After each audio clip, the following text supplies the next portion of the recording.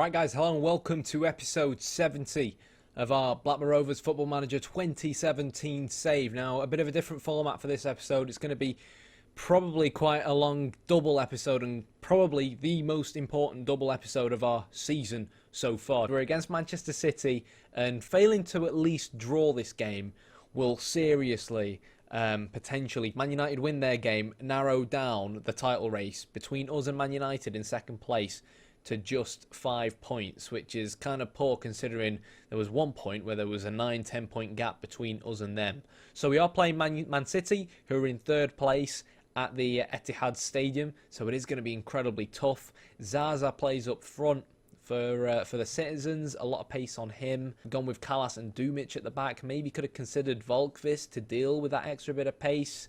But we've gone with Kalas and Dumic for now because we've been a bit leaky recently, and it's kind of that duo that we used early on in the season that got us so many clean sheets in a row. Inacho out on the right, Pulisic out on the left, who we've got to be very, very careful of. Goetze plays in the attacking midfielder playmaker position, so Douglas is going to be man-marking him. Fabinho and Thiago Maia play in the middle of the park. Aurier, Stones, Otamendi, Alaba, Butland make up their defence. As for us, Andre replaces Nyang on the right-hand side. Varela also replaces Varjek on the right-hand side. I feel like Varela's experience could actually prove to be very important in a game like this. Tactically, we're playing with fullbacks, looking to try and hold on to the ball. And as always, we'll tweak as we go along. But it's going to be a very, very tough game against a very good Manchester City side. This is honestly such an important game for us, especially after what happened in the last episode. And, of course, this is a double episode, which means even though we are 2-0 down in the Champions League last 16, obviously against AC Milan, another of our bogey teams, we could very well, I think, go to the San Siro and turn it around. So a win here and then a win there to keep our Champions League hopes alive would honestly be amazing. But let's see what happens. Oh, Alenya, I thought he was actually going to score there. He loves scoring against Man City, does Alenya, for us. So far, so good. Stats looking good, but as you guys will know from the recent episodes, our stats have really kind of been meaningless. We've been dominating games. We've been the better side in games. We've been making clear-cut chances for days. Damn bye.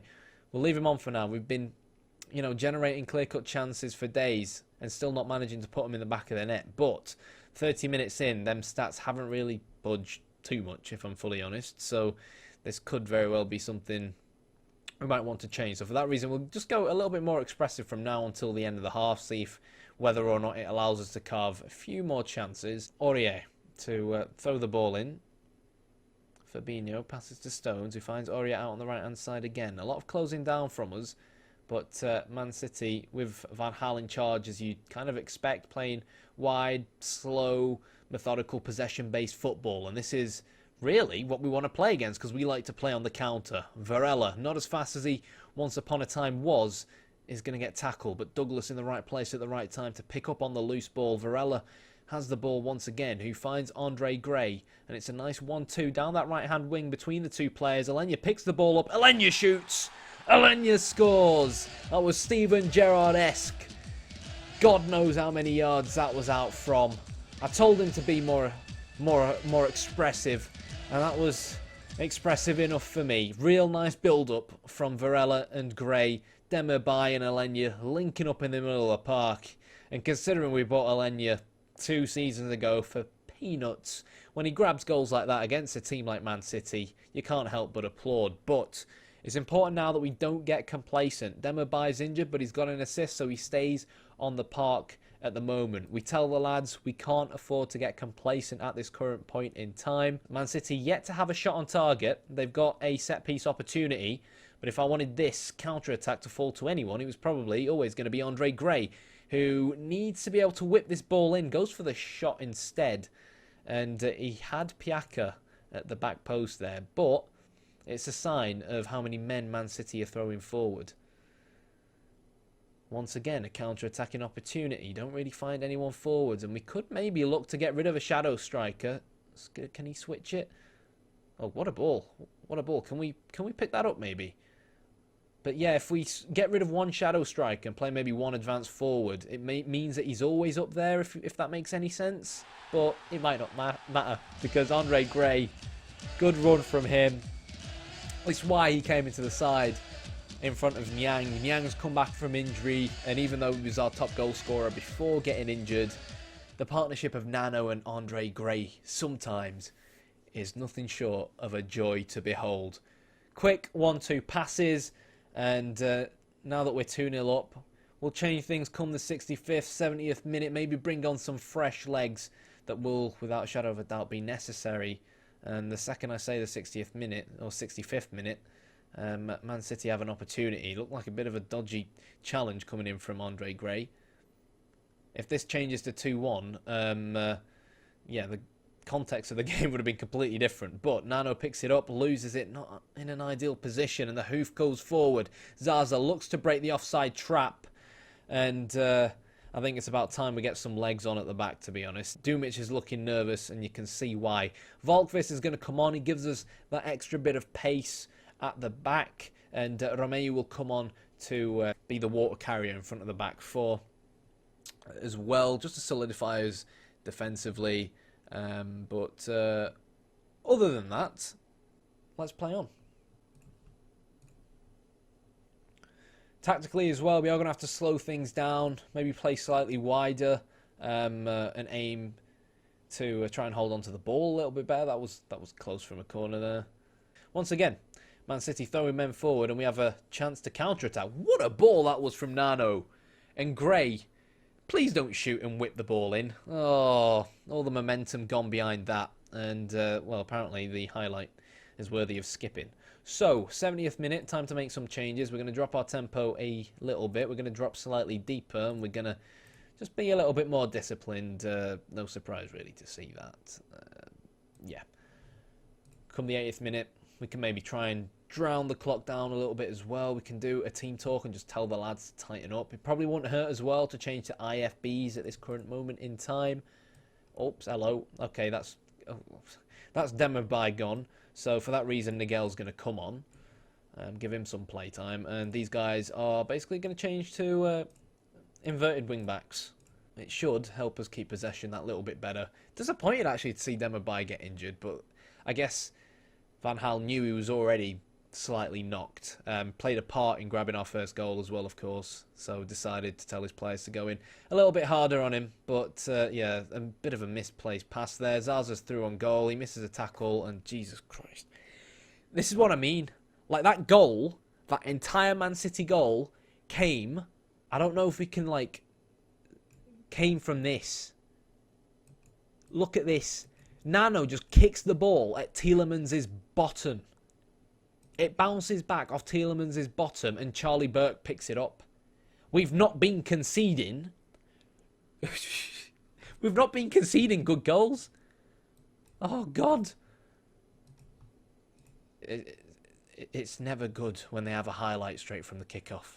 Never, ever good. Gray to Nano. Nigel. Oh, God. We scored.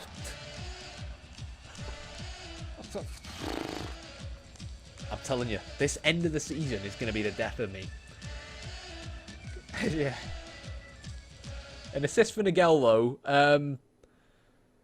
Didn't look like the best pass, but Piaka's strength just about saw him across the line there, I think. Nano's dead. It's nice to see that all these important players are conveniently getting injured 3 days before probably the most important game of our season, in terms of the Champions League at least. But yeah, here we go. So we've come to the Etihad Stadium against all odds. We've had some poor form recently. Man City, you know, they want to get at least second place, and we've shut them up. Okay, that's fortunate. Demirbay only out for 1 to 2 days, and so's Nano, 2 players suffering with dead legs. I'm going to deal with all this mumbo-jumbo. 1 win down, 1 more win to go. AC Milan, bring it on.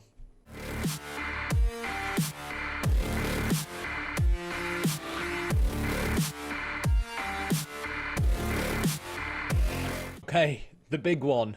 Probably the most important game of our season yet.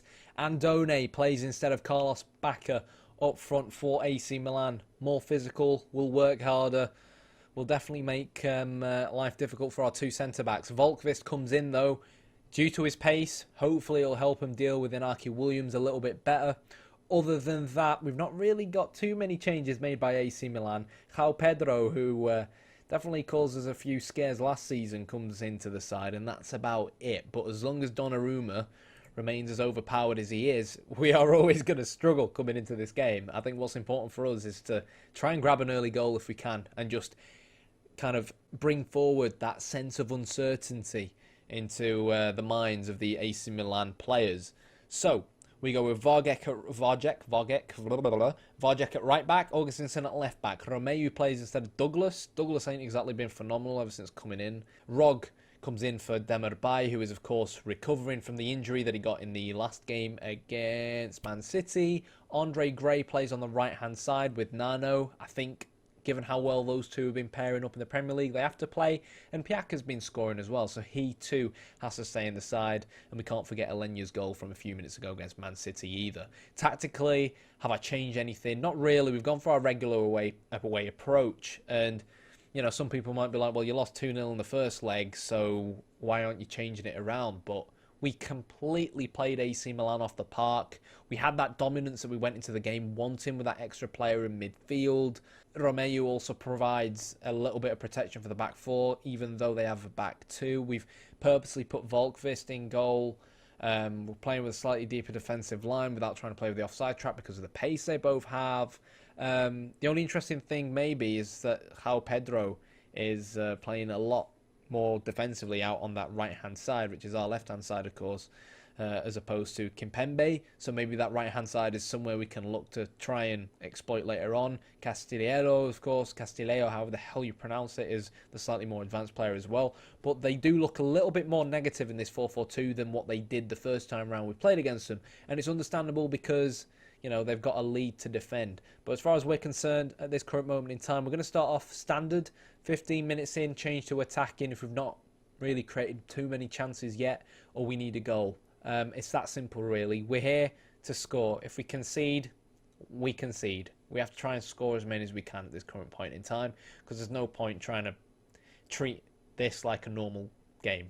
We need goals. It's that simple. We're going to go attacking. Milan have definitely had the better of the opening opportunities. Andone picks that ball up after Andre Gray gets tackled.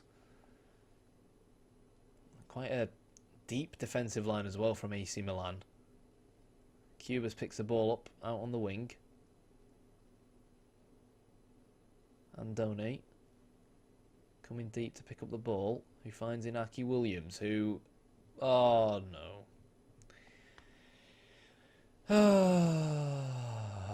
I'm telling you guys, AC Milan are just my bogey team on this save. Them and Arsenal just my bogey teams. Once again, you know, we went 2-0 down in the first 18 minutes against AC Milan at home. And 10 minutes in at the San Siro, we've already conceded a goal, which was this penalty. We've almost not really got anything to play for. It is going to take a Christmas miracle. And I'm not just saying that because it's snowing. It is going to take a miracle. But you know what? We might as well try, right? So, what can we do? I'm not sure what we can do. I'm really not. We're going to go two up top. Piaka's going to play as an inside forward for us. Rog's going to play just in the hole behind the two strikers. And Livio Nagel's going to come on for a bit of playtime as well, actually. Does he play a little bit better like that? Yeah. And these guys, well, support duty, attack. Right, okay. And we're going to go direct, because why not, right? Okay, so forget working the ball into the box. Yes, look for the overlap. Not too bothered about trying to play out the defence. And let's just get that ball forward, for God's sake. And they've injured Andre Gray. Well, to be fair, both of our strikers are quite knackered. And again, you look at the stats. We've not played badly. Andre's injured, so Nyang is going to come on. And other than that, are there really any other changes we can make? Not really. We are just going to have to concede the fact that the Champions League is gone. We're not quite on the same level as AC Milan just yet, apparently, even though, you know, it has to be said, we could have put this game to bed. We could have put this game to bed. We could have put this game to bed in the first leg easily. We could have come out that first leg with at least 3 or 4 goals scored. We got to keep on fighting, trying to get that ball forward, but we're not even getting any highlights, you know. So, yeah, we're going to try and get a consolation. Come on. Get that ball forward. Come on. Hoof that ball forward. Bloody hell, they're still playing it short. Alenya is looking for Rog, who finds Piaka, who finds Rog again. Kind of like twisting and turning around the AC Milan area. You see, what are you doing? What are you doing? What? Oh. Come on. Yes. Run after the ball. Jesus Christ. Please cross it. Oh, well defended. Well defended. It's these Italians, man. They're going to counter-attack from this and score as well. That's the worst part about it. We've been well and truly shown up by AC Milan over these 2 legs. And I want to hold my hands up and admit that, you know, as a manager, I've fallen short. But given how well we played in the first leg, and given the fact that we've not really played too badly in this second leg, it's the decision-making for us that has let us down in this leg, and our finishing that let us down in the first leg. Be nice to get at least 1 consolation goal, but this really does feel like Football Manager's just trying to rub salt in the wounds right now. It's painful watching this, and we are just going to have to focus on trying to win the Premier League. They're the Italian champions for a reason, I guess. And unfortunately, over the 2 legs, AC Milan have just had that extra bit of hunger, as opposed to us, really. Piaka to Nyang. Can we get a nice 1-2 going on here? Let's look at how solid they are defensively. We're trying to find some kind of goal-scoring chance, but it's just not quite happening. We're going to get 1. Come on, Rob, pick that ball up and run back to the halfway line. It's an away goal. And it makes you wonder where this goal kind of was early on in the game. Maybe that's been one of our issues. You think with them playing a 4-4-2, it wouldn't be that difficult for us to break them down the middle, but they are actually quite narrow. So maybe if that's something I may have perhaps noticed early on in the game, then it could have made sense to just... In fact, we are going to do it now for whatever time we have left, which is to just literally set these to attack and try and give us an extra bit of width. It's probably not going to make a difference. I'm surprised we've actually... What the hell is that? I'm surprised we've scored 2 goals anyways. 2 complete flukes, really. But, meh, let's see, come on. Move that ball forward. Sam Allardyce right now is watching this at home and jizzing his pants. Oh, for God's sake.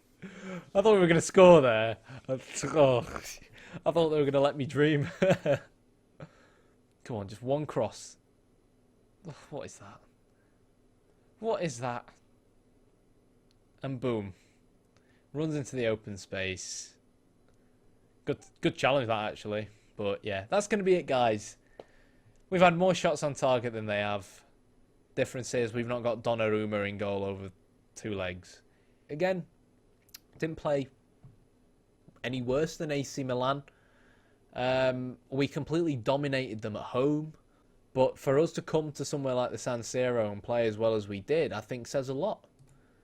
Unfortunately, though, it is about what happens over the course of 2 legs. It's been a tough few episodes. We've lost the EFL Cup final to our bogey team in Arsenal. Our bogey team in Europe has knocked us out of the Champions League.